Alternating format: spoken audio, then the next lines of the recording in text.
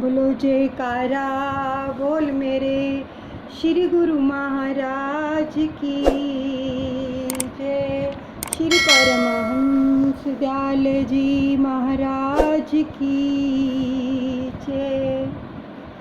दादा गुरुदेव जी का ये प्राचीन ग्रंथ है। इसमें प्रसंग चल रहा है हमारे हरिहर बाबा का। और आज का जो प्रसंग है, लीला है, वो भगत की रक्षा। किन भक्तों की रक्षा इस प्रकार से सतगुरु करते हैं जो केवल और केवल अपने सतगुरु के सिवा किसी और का आश्रय नहीं लेते हैं। बहुत ही प्यारी लीला है, इसको श्रवण कीजिए। भगतन की रक्षा करें सतगुरु स्वामी आप, सतगुरु स्वामी आप। जिन्हें आप अर्पण कियो कट गए तीनों ताप। बोल मेरे गुरु महाराज की जय, मेरे दादा गुरुदेव की जय।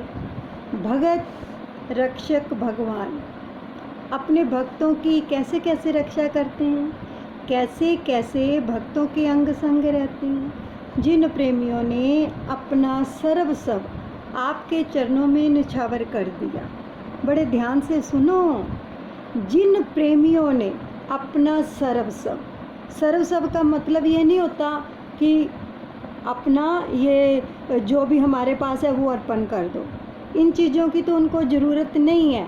सर्वस्व का मतलब है कि अपना काम, क्रोध, लोभ, मोह, अहंकार और अपने आप को पूरी तरह से समर्पण कर दिया कि बस, और हैंड ओवर कर दिया, यानी अपने आप को उनके कि अब मैं आपकी शरण में हूँ।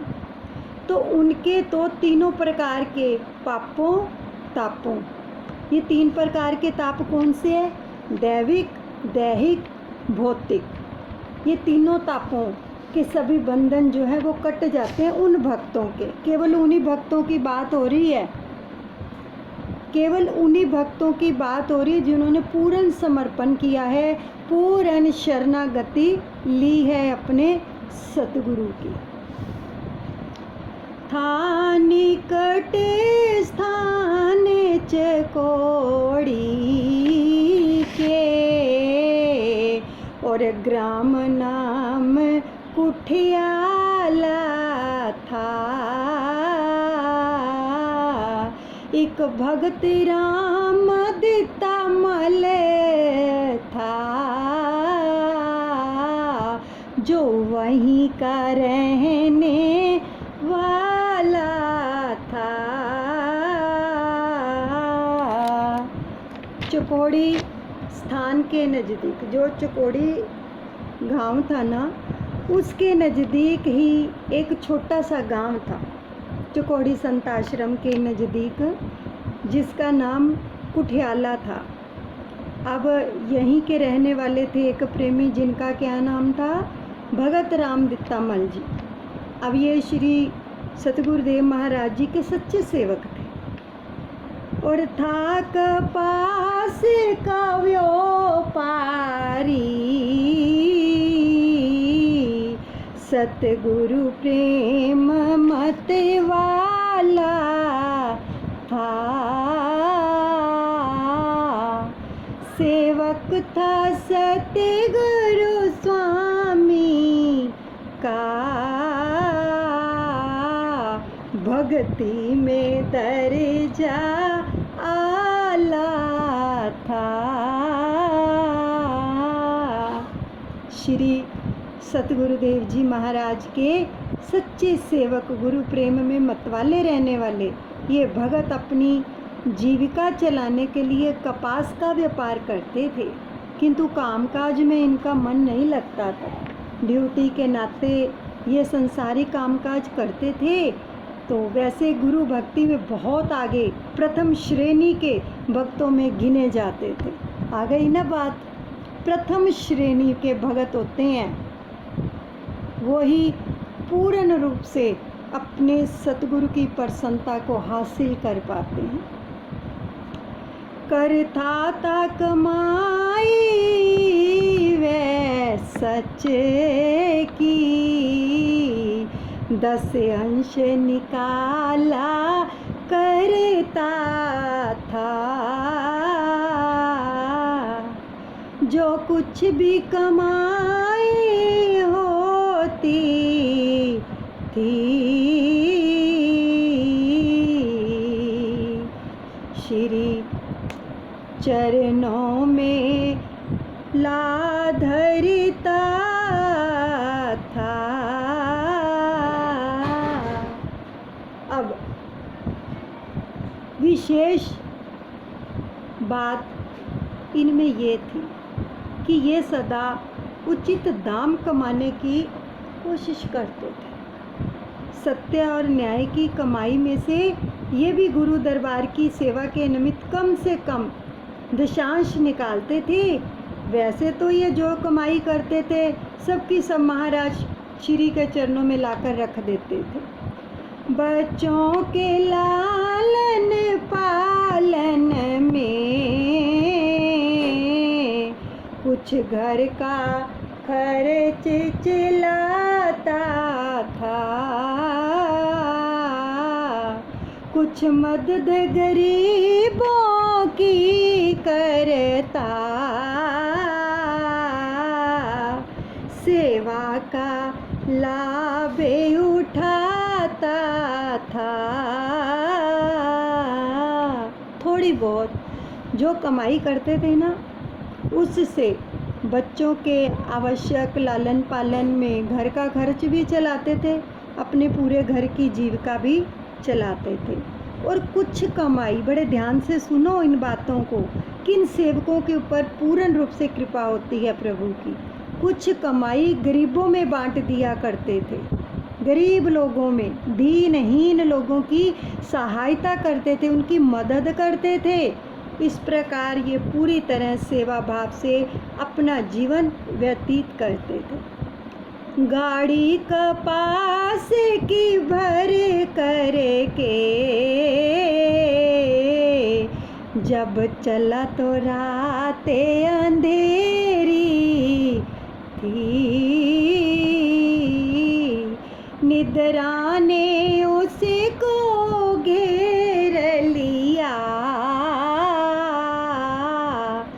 गाड़ी चलने की देरी थी।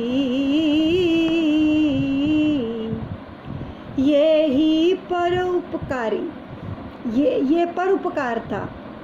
ये भगत जी जो कर रहे थे ना, ये परोपकार करते हैं। देखो, जब गरीबों की सहायता करते हो, सेवा करते हो, अपने सतगुरु के दरबार में भी सेवा करते हो, तो ये परोपकार होता है ना।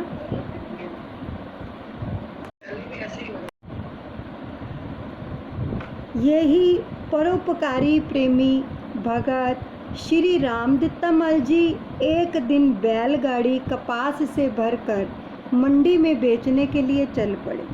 एक दिन तो रात्रि का सफ़र था, मंडी में बेचने के लिए जाना था, तो रात्रि को ही चल पड़े थे। तो रात भी अंधेरी थी और थोड़ी दूर गाड़ी चलने के बाद ठंडी ठंडी हवा चलने लगी। तो थके मांदे भगत को जो थी वो नींद आ गई। अब क्या हुआ, जा रहे थे मंडी भावल दीन, चोरों ने अचानक घेर लिया, बैलों की रस्सी को पकड़ा और गाड़ी का रुख फेर दिया। अब क्या हुआ, अंधेरी रात में भगत राज श्री रामदत्तामल जी की कपास की गाड़ी कुठियाला गांव से मंडी भावलदीन को आ रही थी। तो जब भावलदीन को आ रही थी ना, तो अचानक ही रास्ते में उनको चोर डाकुओं ने घेर लिया। अब ये भगत जो थे वो नींद में सोए हुए थे और डाकुओं ने बैलों की जो रस्सी थी ना, उसको पकड़कर गाड़ी का रुख दूसरी ओर फेर दिया।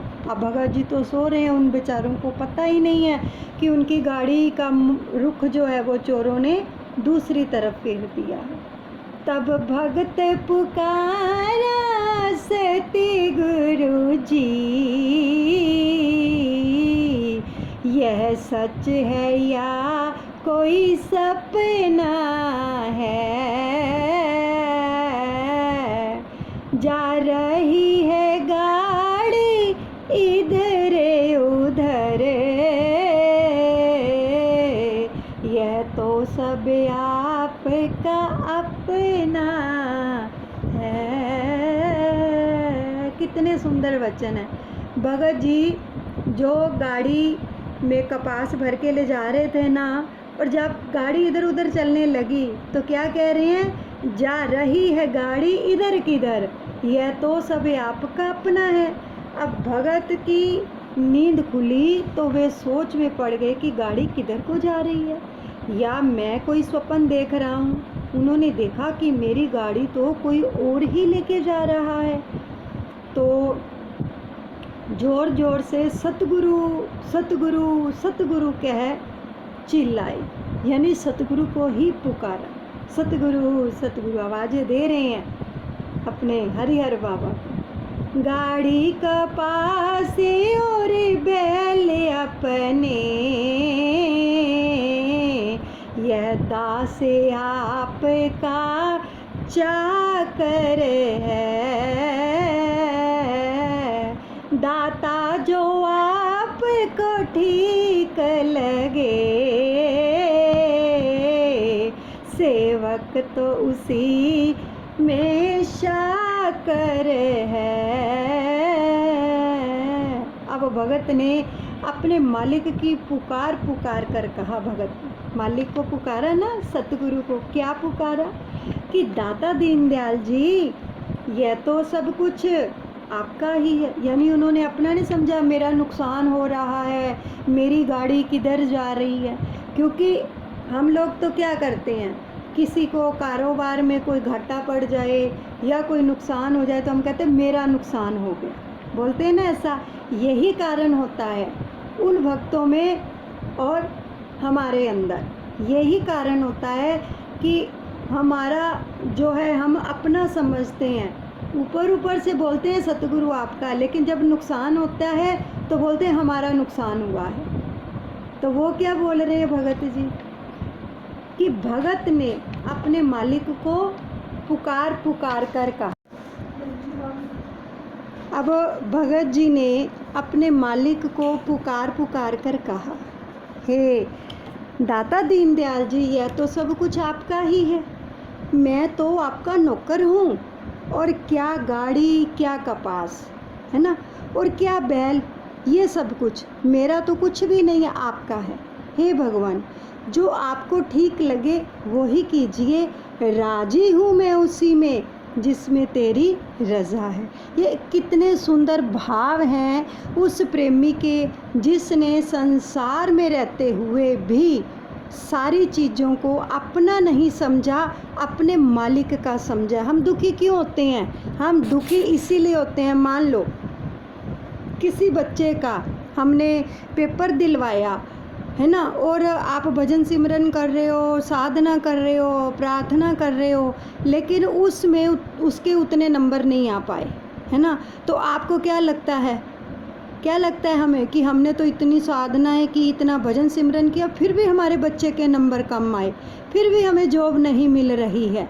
यहाँ पर ही हम मार खा जाते हैं, क्योंकि सब कुछ अपना समझ लेते हैं, लेकिन उसकी जगह पर ये नहीं कहते, जैसे भगत जी कह रहे हैं, क्या नहीं कहते कि हे सतगुरु, ये बच्चे भी आपके हैं, आपको ही पता है इनका भविष्य कैसे आपने बनाना है, इनका करियर कैसे आपने ही, इनका फ्यूचर कैसे आपने ही डिसाइड करना है, लेकिन आपने जो किया बहुत अच्छा किया हमारे लिए, अब जो आपको अच्छा लगे वो ही करना।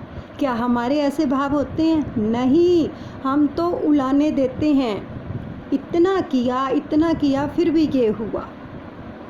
तभी तो सतगुरुदेव भगवान की हम प्राप्ति नहीं कर पाए अभी तक। कितने कितने साल हो गए हमें भजन भक्ति करते हुए, नियम निभाते हुए। ये कारण होता है आम भक्तों में और जो सच में साधक, जो अनन्य भगत होते हैं, अनन्य भक्तों में और आम भक्तों में यही फ़र्क होता है। और ये सारी चीज़ें देखो हमें सत्संग में आकर ही मिल रही हैं ना।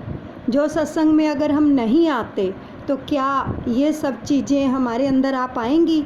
सत्संग एक क्लास है, एक रूहानियत की क्लास लेते हैं हमारे सतगुरु, हमें ये सब समझाने के लिए। और साथ में ये प्रत्यक्ष प्रमाण दिए हुए हैं, ये सब लीलाएं आँखों देखी हैं, जिनका रसपान हम रोज़ करते हैं, तो हमें कितना कुछ मिलता है।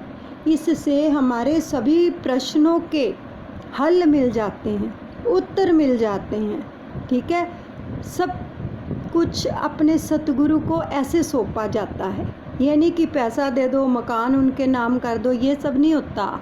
ये चीज़ें सौंपने वाली हैं, जो समर्पण अंदर से होता है, बाहर से नहीं होता। ये अंदरूनी समर्पण है, इसको बोलते हैं पूर्ण रूप से समर्पण करना। अब भगत जी ने क्या कहा, ये कपास, ये गाड़ी, ये बैल, ये तो सब कुछ आपका है, क्योंकि आपका बिजनेस है। मैं तो केवल आपका नौकर हूँ, जो गाड़ी पर बैठकर सेवा के लिए मैं जा रहा हूँ, सेवा कर रहा हूँ आपकी। मैं तो नौकर हूँ, मालिक तो आप हो। उनके कहने का भाव ये है।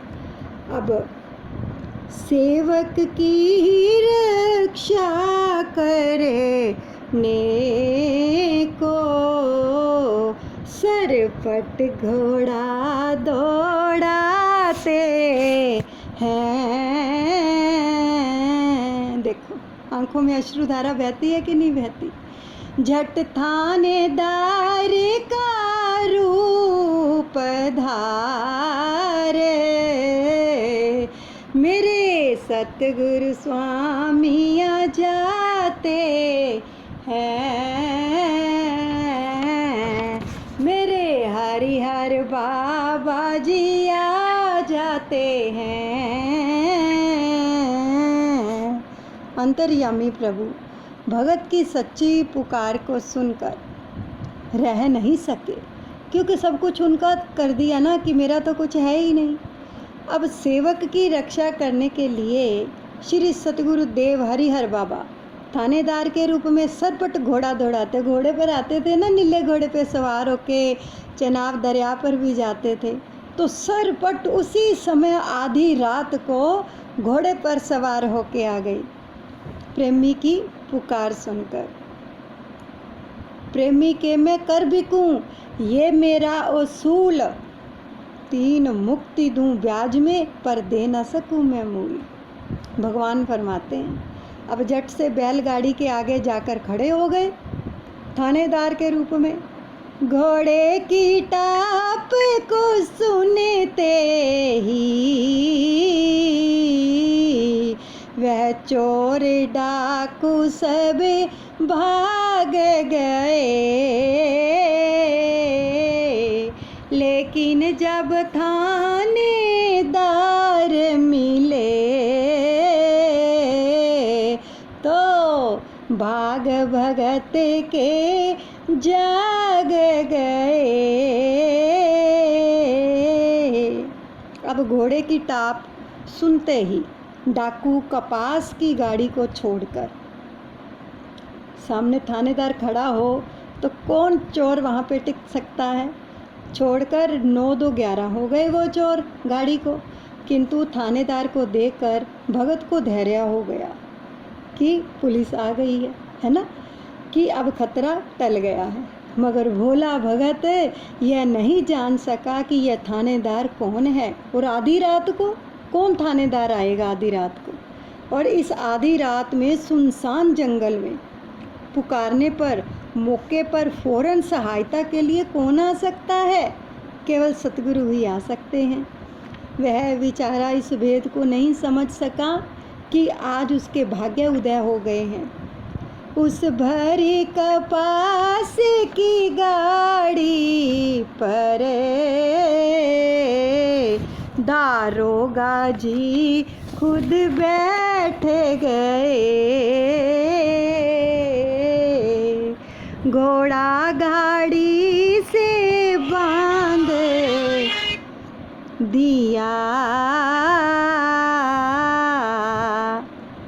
जो था वो गाड़ी से बांध दिया, अपना घोड़ा भी उसी गाड़ी के साथ बांध दिया। और आप प्रेम से लेट गए। देखो भगत को भयभीत देखकर दरोगा जी यानी हरिहर बाबा जी ने अपने घोड़े को बैलगाड़ी के साथ ही बांध दिया और दाता दीनदयाल जी स्वयं उस कपास की गाड़ी में ही आराम से लेट गए। तीनों लोकों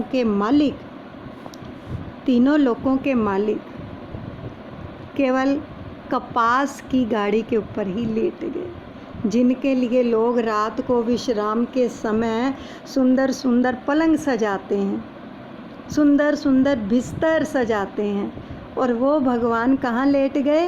कपास की गाड़ी के ऊपर।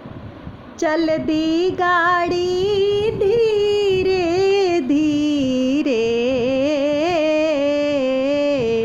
सेवक स्वामी में बातें हुई, सेवक पहचान नहीं पाया, इतने में सुबह पर बातें हुई।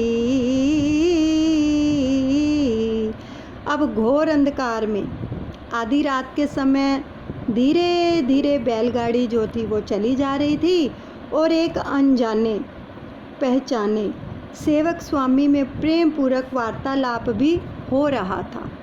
तो सेवक बेचारा पहचान नहीं पाया और स्वामी पहचान कर भी अपरिचित से बने रहे। स्वामी को तो पता ही था, लेकिन फिर भी उन्होंने अपना परिचय नहीं दिया, तो वो अपरिचित से बने बैठे रहे। इसी प्रकार रात्रि व्यतीत होकर हल्का हल्का जो था उजाला होने लगा। सेवक था बेचारा थका हुआ, बातें करते सो जाता था। जब आँख खुली तो अपने को अपनी मंजिल पर पाता है। अब सीधे साधे भोले भाले भगत के कानों में धीमी और मधुर आवाज़ पहुंचने की देरी थी कि थका मांदा बेचारा फिर से सो गया। थका हुआ था, बीच बीच में बात भी करता था हरिहर बाबा से और बीच में सो भी जाता। अब भोर होने से पहले जब आँख खुली तो अपने को अपनी मंजिल यानी मंडी भावलदीन शहर में पहुंचा हुआ पाया। सतगुरु ने उसको मंजिल पर पहुंचा दिया। देखा उठ कर तो ना घोड़ा और ना ही घोड़े वाला था, तब समझ पड़ी घोड़े वाला तो भगतों का रखवाला था। अब जाग जाने पर बेचारे ने देखा ना तो वहाँ घोड़ा था और ना ही घोड़े वाला था। तब पता चला कि यह घोड़े वाला कौन था। यह तो अपने सेवक की रक्षा करने के लिए भक्तों के रखवाले दाता दीनदयाल जी थे। अब मेरे सतगुरु स्वामी थे। मैंने कितना कष्ट दिया अपने मालिक को। ऐसी अंधेरी रात में कहाँ से कहाँ पहुँचना पड़ा। अब कपास की गाड़ी पर सोना पड़ा। मैं अपने मालिक को पहचान तक ना पाया। मंडी भावलदीन से आते ही भगत राज श्री राम दित्तामल जी महाराज श्री चरणों में पहुँचे और अपनी भूल के लिए क्षमा याचना की। देखो कितनी सुंदर ये लीला है। तो हमें भी ऐसे भगत बनना चाहिए। उन भक्तों के साथ देखो ऐसे साथ में रहते हैं। फिर प्रभु कितना लिंगन प्राप्त किया, उनके साथ ही लेट गए। देखो जहाँ भगत जी लेटे हुए थे कपास की गाड़ी पर और हरिहर बाबा भी उनके साथ ही लेट गए। देखो कितनी कृपा है। अगर ऐसा प्रेम चाहिए, ऐसा लिंगन, ऐसा सानिध्य चाहिए तो हमें ऐसे भक्तों जैसे बनने के लिए पुरुषार्थ करना चाहिए, तभी सतगुरुदेव भगवान की कृपा होती है। दादा गुरुदेव सबका मंगल करें। बोलो जयकारा बोल मेरे श्री गुरु महाराज की जय। श्री परमहंस दयाल जी भगवान की जय।